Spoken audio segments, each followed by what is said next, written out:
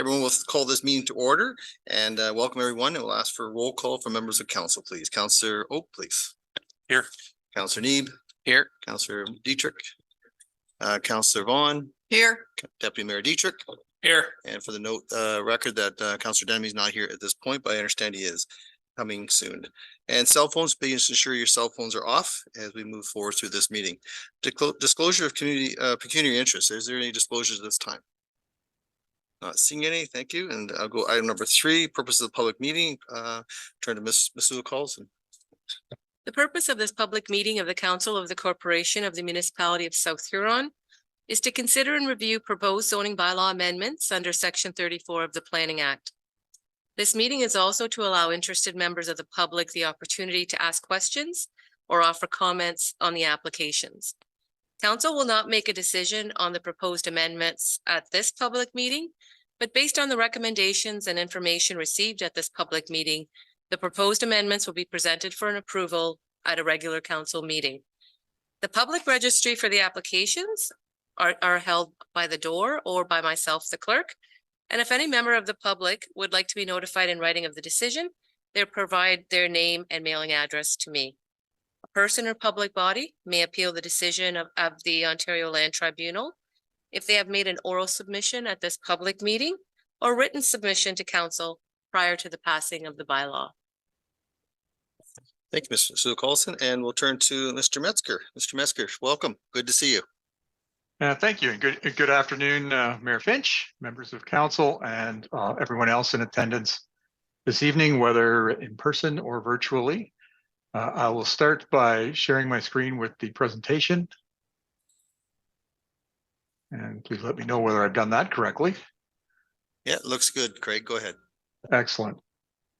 Okay, so this zoning bylaw amendment is for a property on Grand Bend Line, 70266.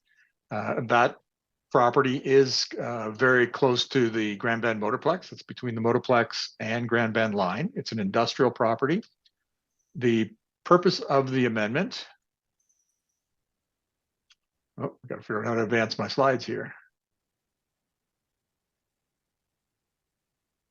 There I go. Purpose of the amendment is to amend the existing zoning of the property. It's currently zoned light industrial special zone, which is M1-H. So amend that zoning to permit an accessory mobile home to be on the property. And that mobile home would be used exclusively for an on-site caretaker for that main industrial use. The intention is that the person who would be living there on site, primarily during the week, would be providing additional security to the property. It's a fairly rural property. I flip to the next slide, you can see that better. It's a fairly rural property where there's not a lot of businesses or people living close by. So having somebody on site would provide some extra security for these industrial uses, which are clustered in the center of the property here. The property is outlined in red. So as I mentioned, the lands are close to the Grand Bend Motorplex, between the Motorplex and Grand Bend Line. So it does have the Motorplex both to the north and east and a little bit to the south here. And then these lands to the south, this field is also designated with a rural industrial zoning, which is the same zoning that the majority of this parcel has, as well as it has some airport commercial designation as well. Across the road to the west is some agricultural farms and fields as well. So the mobile home is already on site. So we have the fortunate ability to actually see what the proposal is and what would be approved. So this is the mobile home. As you can see, it's a relatively recent in terms of being fairly new. And it's a single wide mobile home with a peaked roof. In terms of where it would be located and is located on the property, you can see there's this industrial building off to the right here on the photo. If I slip to the next slide, this is that building that shows up on the right, and outlined in green here is the existing, the mobile home. And you can see it's been clustered in with the other industrial buildings to keep an eye on what's going on when the businesses are closed. So in submitting the application, the applicant did include some other information. They did calculations with respect to minimum distance separation. Because we're in the agricultural area, there are farms surrounding on the east, or sorry, on the west and a bit to the south. In terms of MDS, there are no impacts on any of the surrounding livestock barns. This mobile home would be quite far away from any that are in the vicinity. They also submitted a D6 land use compatibility study. That looks at the compatibility between industrial uses and residential uses. In this case, it would be the mobile home residential use. We're concerned that maybe there might be some restriction on that vacant land to the south that I mentioned was a field, but is designated for industrial development.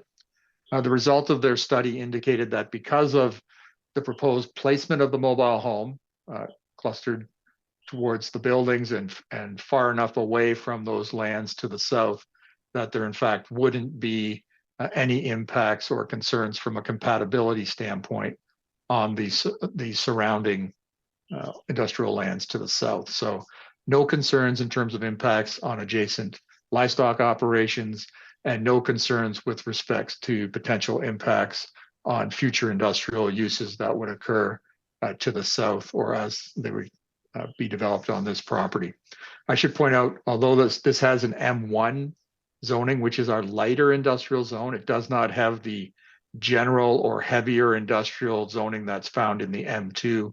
So we're looking at uses being permitted are things along the lines like contractors' yards, storage uses, repair shops. So not any of the more heavier uses that we get in our more general industrial zones.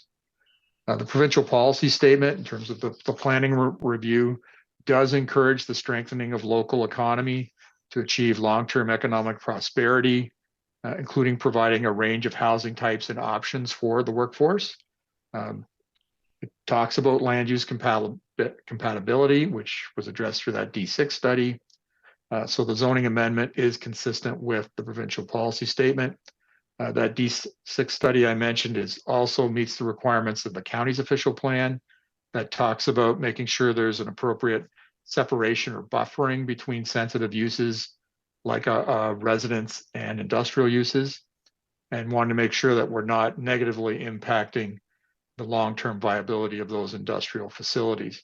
I should point out, because it's a mobile home, if it's not needed, it's relatively easy to remove it from the site and without any difficulties whatsoever. So this particular application does conform to the county official plan as well.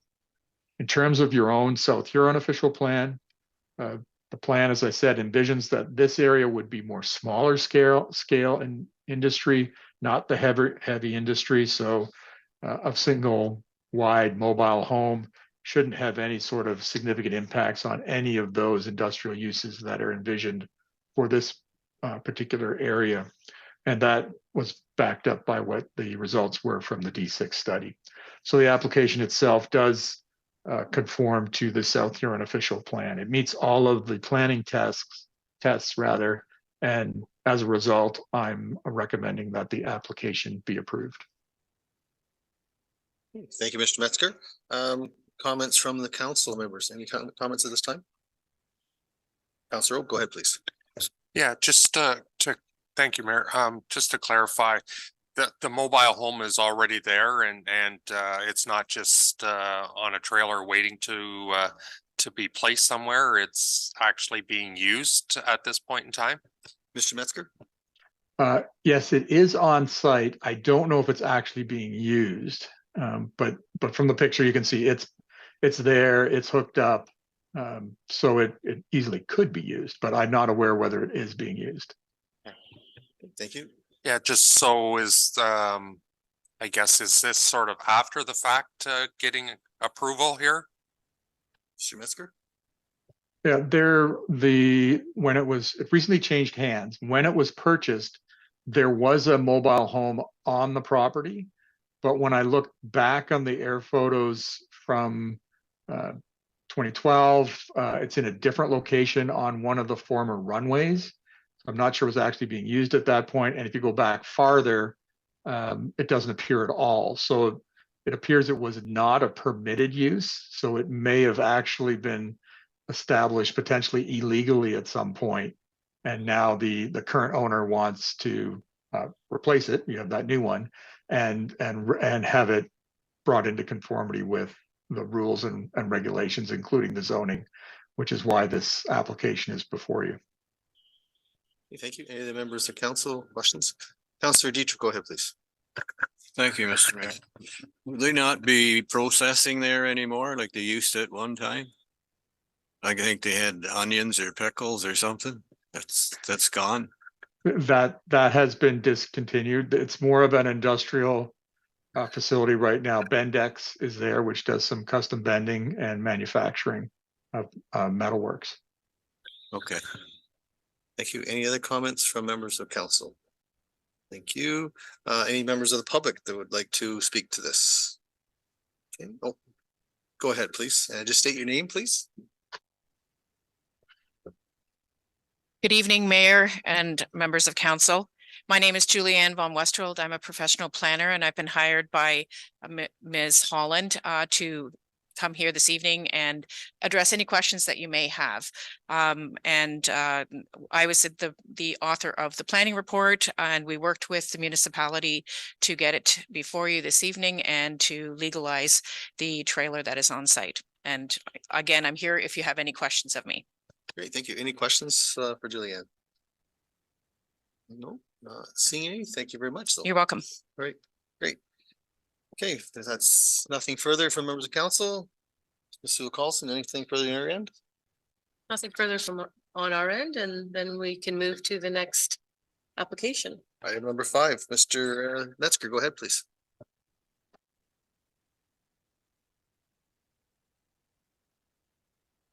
Mr. Metzger, are you there? I am there, but there. Okay. Took me a bit to find the files. You move faster than I do, Mr. Mayor Finch. Well, we try to be efficient here. Anyways, I don't see you on the screen. Oh, there you are. Here you come. Great. Go ahead. Yeah, there we are. Okay. Yeah, so this application is on Bronson Line. It's for Zayres Country Market. So the address is 70963 Bronson Line. The purpose of the application is to rezone the property from AG3, which is our agricultural, commercial, industrial zone, to a special AG3 zone. It'll be AG3-10. And that will allow the accessory sale of retail products in the portion of the building that's not greater than 10% of the floor area.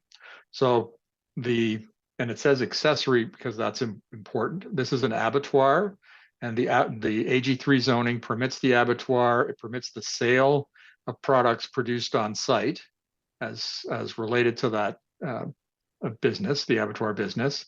What it does not permit is the sale of products that are not produced on site.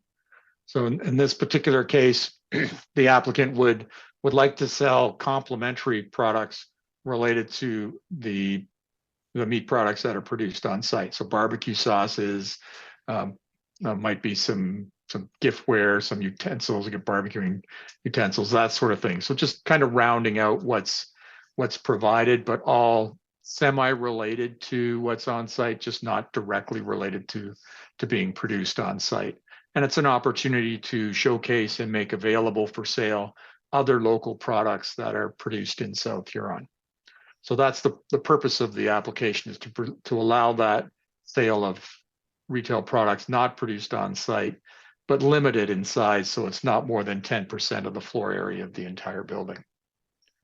This is the air photo showing the location of the property. Zayres Country Market is at the south end of the property. There's a residence on the north end. This is the 2020 air photo. The business itself has undergoing some additions and expansions. This area at the north end is being added. The retail component would be behind this overhang in the newer part of the building, and roughly about as far back as you see the siding that they have put on from this particular picture. you're looking at an area of 600 square feet of the building. So a relatively small part of the building, somewhere in the order of 10% of the building would be used. So in terms of the official plan, the county plan and the provincial policy statement.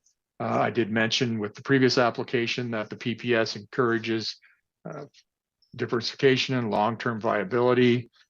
The county plan also has similar policies, and then also the official plan itself does permit agriculturally related uses like an abattoir and the sale of those products within the agricultural area in a location such as this.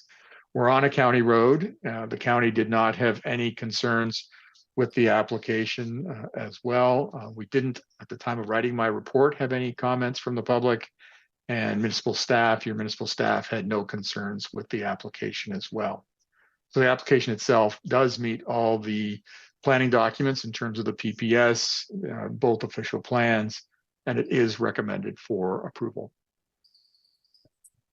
Thank you, Mr. Metzger. Questions from members of council? Okay, not seeing any. Do we have any members of the public in attendance that would like to speak to this? And not seeing any. Well, Ms. Masuha-Carlson, do you have any comments? No, I do not have any comments. Great. Thank you very much, Mr. Metzger, for your presentation. Okay, there's nothing further. Going to item number 6, Ms. Masuha-Carlson. The South Huron Council now closes the public meeting at 5:17 PM. Moved by Deputy Mayor, seconded by Councillor Neeb. Any discussion? Call the question. All in favor?